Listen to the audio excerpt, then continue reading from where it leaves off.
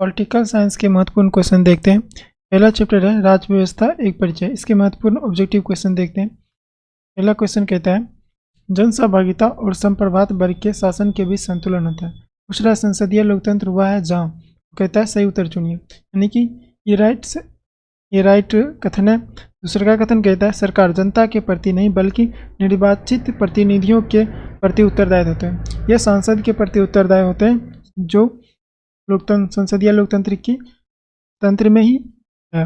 और तीसरा का कथन कहता है संसदों को अपने निर्वाचकों की ओर से विचार और कार्य करने का उत्तरदायित्व प्रत्यायोजित किया जाता है और संसदों को ही यह अधिकार होता है कि वो अपने कार्य और विचार कर सके लोकतंत्र में, यानी कि ये भी कथन सही है। इसका राइट आंसर हो जाएगा ए नंबर। नेक्स्ट क्वेश्चन देखते हैं। 2 नंबर क्वेश्चन कहता है निम्नलिखित में से कौन सा एक अध्यक्षतात्मक प्रेसिडेंशियल स्वरूप की सरकार की विशेषता है। तो कहता है राष्ट्रपति विधायी निकाय का हिस्सा नहीं होता है। राष्ट्रपति या विधायी निकाय का हिस्सा नहीं होता, ये एक विशेषता है। दूसरा का कथन कहता है यह विधायी और कार्यपालिका कृत्यों के पृथक नहीं रहता। विधायिका और कार्यपालिका दोनों पृथक होते हैं, यानी कि यह कथन गलत है। तीसरा का कथन कहता है राष्ट्रपति सामूहिक उत्तरदायित्व के सिद्धांत का पालन करता है। यह भी कथन गलत है। राष्ट्रपति अपने विवेक के अनुसार भी उत्तरदायित्व होते हैं।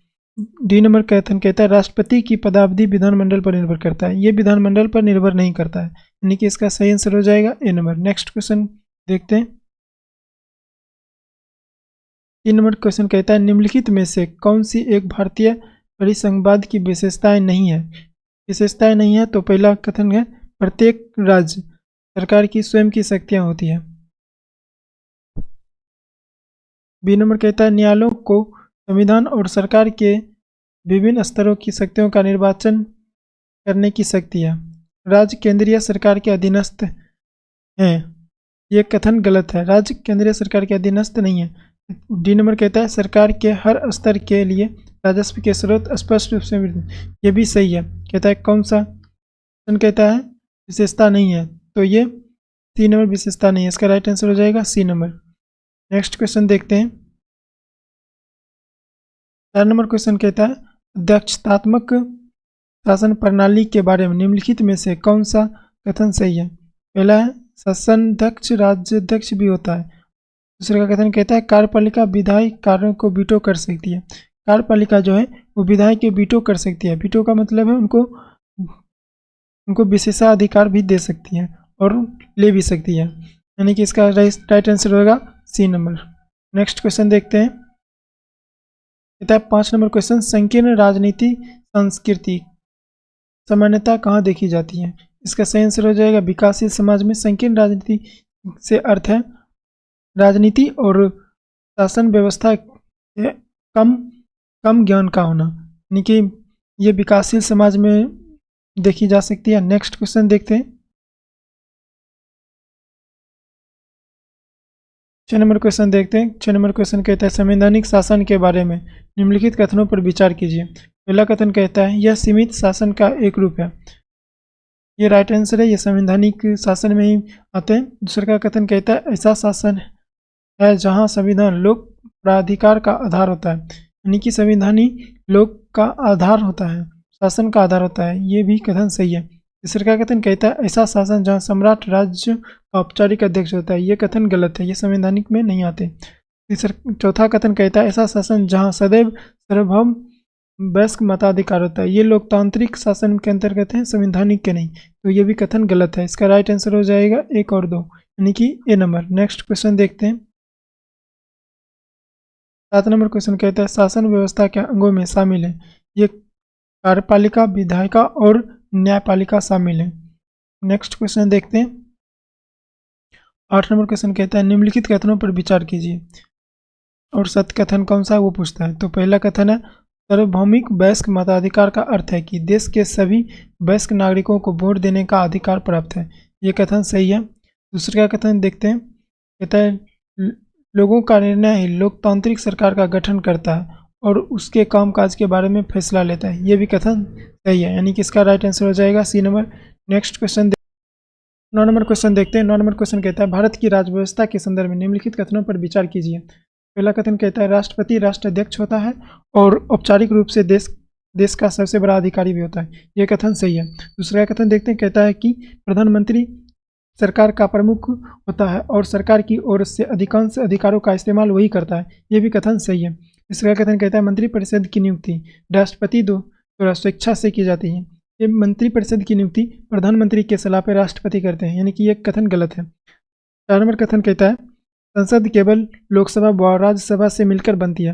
ये गलत है। संसद राष्ट्रपति, लोकसभा और राज्यसभा से मिलकर बनती है। ये भी कथन गलत है, यानी कि इसका कहता है औसत कथन, यानी कि 3 और 4। इसका राइट आंसर हो जाएगा सी नंबर। इसका राइट आंसर हो जाएगा सी नंबर। नेक्स्ट क्वेश्चन देखते हैं। 10 नंबर क्वेश्चन देखते हैं। 10 नंबर क्वेश्चन कहता है निम्नलिखित में से कौन से लोकतंत्र में सत्ता के 36 बंटवारे को निरूपित करता है। यानी कि 36 बंटवारे, यानी कि आपको पता होगा ये 36 होते हैं और ये ऊर्ध्वाधर होते हैं। तो 36 बंटवारे कौन कौन से हैं ये देखते हैं। कहता है कार्यपालिका, विधायिका एवं न्यायपालिका। दूसरा कथन कहता है केंद्र सरकार, राज्य सरकार एवं स्थानीय सरकार।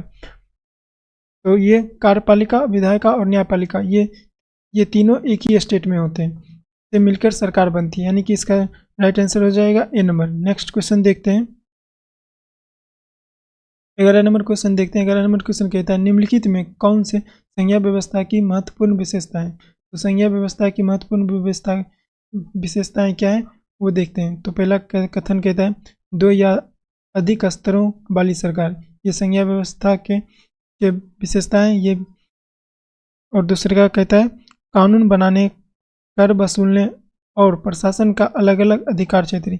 ये भी सही है, जिसमें से हम देखते हैं कानून बनाने के संज्ञा सूची और राज्य सूची और संवर्ती सूची है, जो कि अलग अलग है। तीसरे का कथन कहता है संविधान द्वारा सरकार के हर स्तर के अस्तित्व और प्राधिकार की गारंटी का सुरक्षा देना। ये भी सही है। 4 नंबर कथन कहता है राज्य की सरकार केंद्रीय सरकार के प्रति जवाबदेह होती है। ये गलत है, ये संज्ञा व्यवस्था में नहीं है, यानी कि इसका राइट आंसर हो जाएगा सी नंबर। नेक्स्ट क्वेश्चन देखते हैं। 12 नंबर क्वेश्चन देखते हैं। 12 नंबर क्वेश्चन कहता है उदारवाद के संबंध में निम्नलिखित कथनों पर विचार कीजिए। पहला कथन है उदारवादी व्यक्तिगत स्वतंत्रता को समानता जैसे अन्य मूल्यों से अधिक वरीयता देते हैं। ये उदारवादी के ही विचार हैं। दूसरे का देखते हैं, कहता है उदारवादी कल्याणकारी राज्य की भूमिका को स्वीकार करते हैं। ये भी सही है। तीसरे का कथन कहता है उदारवाद के अनुसार सामाजिक और आर्थिक असमानताओं को कम करने वाले उपायों की जरूरत है। ये भी सही है। पूछ रहा है सत्य कथन, तो इसका राइट आंसर हो जाएगा डी नंबर। 13 नंबर देखते हैं क्या कहता है निम्नलिखित कथनों पर विचार करें और सत्य कौन सा कथन है वो देखते हैं। तो पहला कथन कहता है पूर्वताई व्यवस्था तथा प्रत्यक्ष रूप से शासित राष्ट्र धर्मांतरित राष्ट्र कहलाता है। धर्मांतरित राष्ट्र अपनी श्रेणीबद्धता, उत्पीड़न और दूसरे धार्मिक समूह के सदस्यों को धार्मिक स्वतंत्रता न देने के कुख्यात रहे, यानी कि ये कथन सही है। कहता है पुरोहित, यानी कि कोई एक धर्म का शासन वो अन्य धर्मों को वरीयता नहीं देती है, यानी कि ये कथन सही है। दूसरा कथन कहता है धर्म और राज्य के बीच संबंध विच्छेद धर्मनिरपेक्ष राज्य से सत्ता के लिए जरूरी है, मगर केवल यही पर्याप्त नहीं है। धर्मनिरपेक्ष राज्य को ऐसे सिद्धांतों और लक्ष्य के लिए अस्वस्थ प्रतिबद्ध होना चाहिए जो संस्था ही सही गैर धार्मिक स्रोतों से निकलते हों। ये भी कथन सही है, यानी कि इसका राइट आंसर हो जाएगा सी नंबर। नेक्स्ट क्वेश्चन देखते हैं। 14 नंबर क्वेश्चन कहता है निम्नलिखित कथनों पर विचार कीजिए। कहता है राजनीतिक समानता की आवश्यकता उन बाधाओं को दूर करने के लिए है जिन्हें दूर किए बिना लोगों का सरकार में अपनी बात रखने और उपलब्ध साधनों तक पहुंचने संभव नहीं है। यह कथन सही है। कहता है समानता की आवश्यकता उन बाधाओं को दूर करने के लिए है जो दूर किए बिना लोगों को सरकार में अपनी बात रखने और संसाधनों तक पहुंच संभव नहीं है। दूसरा कथन कहता है भारत में समान अवसरों को मद्देनजर एक विशेष समस्याओं सुविधाओं की कमी की वजह से नहीं बल्कि कुछ सामाजिक रीति रिवाजों के सामने आती है। ये भी कथन सही है, यानी कि इसका राइट आंसर हो जाएगा 3 नंबर। नेक्स्ट क्वेश्चन देखते हैं। 15 नंबर क्वेश्चन देखते हैं। कहता है निम्नलिखित कथनों पर विचार कीजिए। पहला कथन है उदारवादियों का मानना है कि राजनीतिक, आर्थिक और सामाजिक असमानता एक दूसरे के अनिवार्यता जुड़ी हुई है। ये समाजवादियों का विचार है। यानी कि यह कथन गलत है। दूसरे का कथन कहता है समाजवादियों के अनुसार लोकतंत्र राजनीतिक समानता प्रदान करने में मददगार हो सकता है, लेकिन सामाजिक भिन्नताएं और आर्थिक असमानताओं के समाधान के लिए विविध राजनीतियों की खोज करना भी जरूरी है। ये उदारवादियों का विचार है, यानी कि ये भी कथन गलत है। पूछ रहा है सत्य कथन कौन सा है, तो ये देखते हैं। तो तीसरे का कथन कहता है उदारवादियों के लिए असमानता अपने आप में समस्या नहीं है, बल्कि वे केवल ऐसी अन्यायी और गहरी असमानताओं को सही समस्या मानते हैं जो लोगों को उनकी व्यक्तिगत क्षमताएं विकसित करने से रोकती है। यानी कि यह कथन सही है, यानी कि इसका राइट आंसर हो जाएगा डी नंबर। नेक्स्ट क्वेश्चन देखते हैं। 16 नंबर क्वेश्चन देखते हैं। कहता है निम्नलिखित कथनों पर विचार करें। कहता है पहला कथन भारतीय संविधान सरकार को लोकहितकारी कार्य करने हेतु अधिकार प्रदान करता है। यह कथन सही है। दूसरे का कथन देखते हैं क्या कहता है समाज की आकांक्षाओं व उनके लक्ष्यों की अभिव्यक्ति को सुनिश्चित करने का दायित्व सरकार का होता है। यह भी कथन सही है, यानी कि इसका राइट आंसर हो जाएगा सी नंबर। नेक्स्ट क्वेश्चन देखते हैं। 17 नंबर क्वेश्चन कहता है कथन ए कठोर संविधान परिवर्तन के दबाव में नष्ट हो जाते हैं और यदि संविधान अत्यधिक लचीला है तो वह समाज को सुरक्षा और पहचान नहीं दे पाएंगे। यह कथन सही है।